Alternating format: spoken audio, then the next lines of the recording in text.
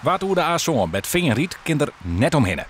Zowat 2 jaar is er bouwd aan het Nijetsiersfabriek dat 150 miljoen euro kostte. De werkje zowat 200 mensen. Eén keer binnendoor sjoggen je ze kwalijk. Bij heeguitzondering met de passen het fabriek besjen. Alles film je, maar vanwege bedrijfsgeheim net. Maar wat opvalt is dat er 4 automatiseerd is. De recepturen zijn nog liek als 100 jaar zeg maar. En de manier van zie is maakt ik. Maar robots en computers helpen ons om minder fouten te maken. De malko op het Jereveen komt van 400 boeren uit een striel van 40 kilometer om het fabriek heen. Die toer staat binnen naar Aware. Dat is voor eerst genoeg om het doel van 100.000 ton siers in het jaar te helpen.